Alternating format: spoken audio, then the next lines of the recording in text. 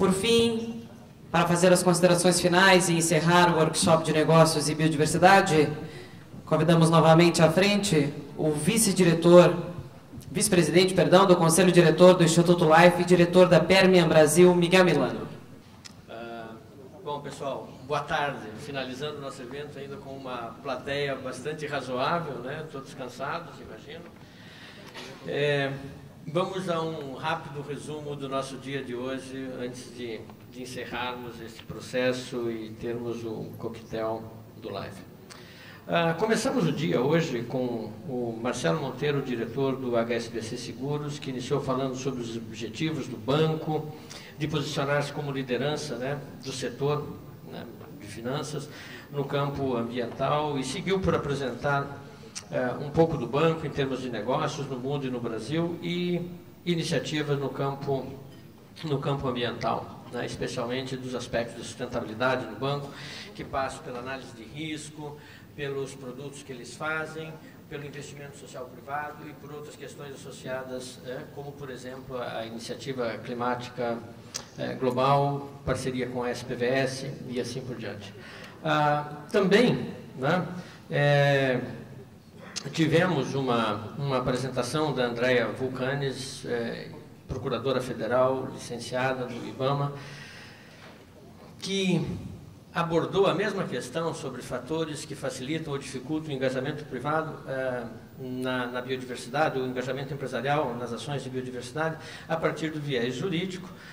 especialmente explorando as inconsistências ou a insegurança jurídica que a gente tem a partir de dois aspectos principais aqui apresentados. Um, o novo projeto de lei,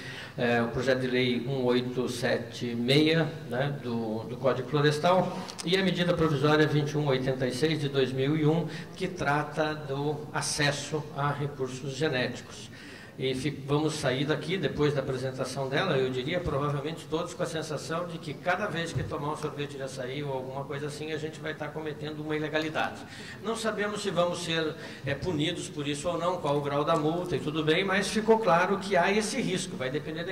da interpretação do fiscal e do quanto puder arrecadar o caixa do governo especificamente sobre isso. O que torna bastante evidente a dificuldade de, num campo desses, especificamente de insegurança, conquistarmos um engajamento maior de empresários, se há esse risco. Melhor passar o máximo possível fora da biodiversidade, ou pelo menos do acesso a recursos genéticos, né? No máximo como usuário para alimentação e dependendo do risco de interpretação do fiscal. Na sequência, nós tivemos a apresentação de Ricardo Bayon, do ECO, e que nos brindou com uma apresentação, na minha opinião, tremendamente interessante, ao trazer à tona várias provocações, né, sobre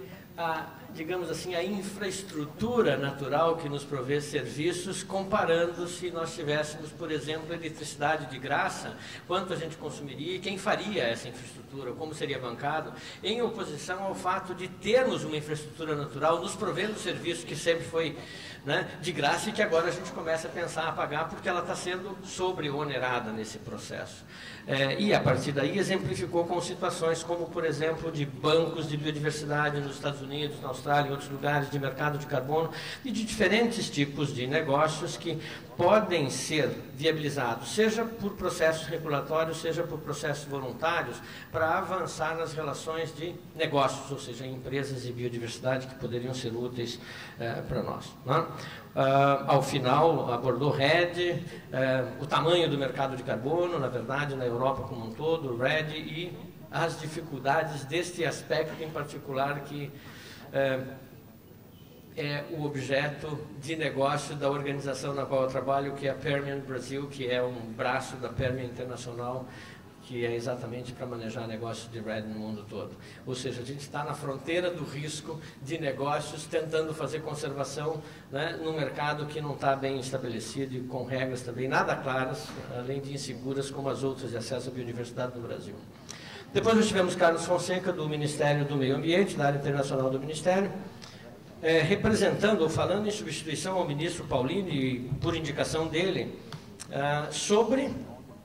o protocolo de Nagoya, a partir do processo evolutivo das diferentes COPs, cada passo que se deu até chegarmos a esse protocolo, apresentou de maneira bastante interessante, concluindo aí que, né, nós temos hoje 41 países já que ratificaram, e a partir do 50º entra em, falhou a palavra, operação, não, em validade, né? A validade operacional, como seja, a convenção, e que, bom, 90 dias depois da 50ª ratificação, e que a gente está bastante próximo disso, embora politicamente isso possa ter algum tempo. Depois nós tivemos uma apresentação do David Stearman da CDB, que falou sobre o engajamento do setor privado a partir da convenção, iniciando pelos pontos principais, né, que puxaram esse processo ao longo das COPs, né, ao longo do tempo aqui nas diferentes, com Curitiba, Bonn, Nagoya, e sobre ferramentas e mecanismos que existem, destacando-se, por exemplo, esquemas de certificação, standards, compensações de biodiversidade ou offsets e pagamento de serviços ambientais. Seguiu-se então a apresentação da Alice Alexandre, do Instituto Life, falando sobre a certificação, né, me chamou a atenção algo da apresentação dela, que antes de estar no Life esteve aí como executiva de grandes corporações multinacionais, e disse que, embora o termo, né, desenvolvimento sustentável e sustentabilidade esteja aí na onda há mais de 20 anos, que ela, numa corporação internacional, ouviu pela primeira vez um compromisso empresarial de sustentabilidade a partir do viés da empresa há 4 ou 5 anos atrás. Para ver como a gente está relativamente atrasado em termos de processo. Uma grande multinacional, e eu não vou falar, algumas daquelas trabalhou, né, levam tanto tempo para incorporar processos desse tipo. E de lá para cá, né, também para se incorporar a biodiversidade como componente-chave no âmbito da sustentabilidade, que é algo que a gente começa, né, ou tenta avançar a partir de um seminário como esse, de iniciativas das COPs, da CBD e tudo mais. Falou então da estrutura do sistema de certificação Life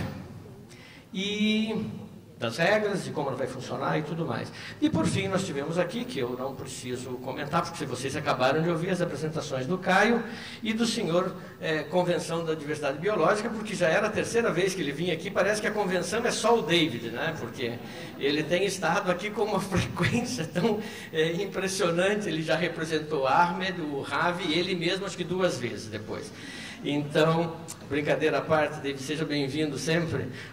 Com isso a gente chega ao final do nosso dia de hoje, né? E acho que com uma chamada aí ao final de como, né, mais uma vez, para finalizar, pensando em redes, em ações de empresas, que é necessário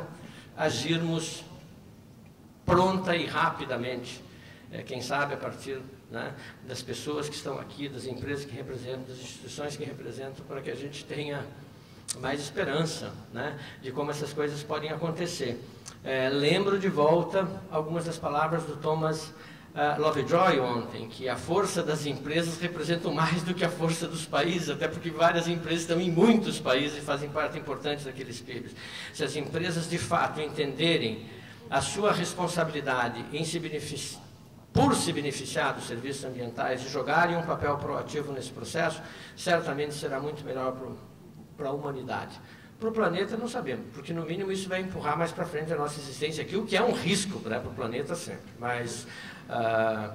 de preocupações. Mas pensando em termos evolutivos, pelo menos para a nossa parte aqui ficaria mais assegurado se tivesse um engajamento mais efetivo.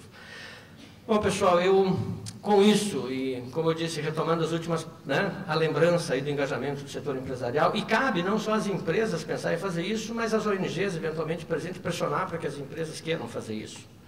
né, de diferentes maneiras, que ajudem a convencer, né, os acadêmicos também, o pessoal da academia, os professores, tem vários aqui, ensinem seus alunos a pressionar as empresas, ou quando eles forem trabalhar, eles virem com ideias novas, mais atualizadas e tudo mais. E com isso, vamos encerrar esta sessão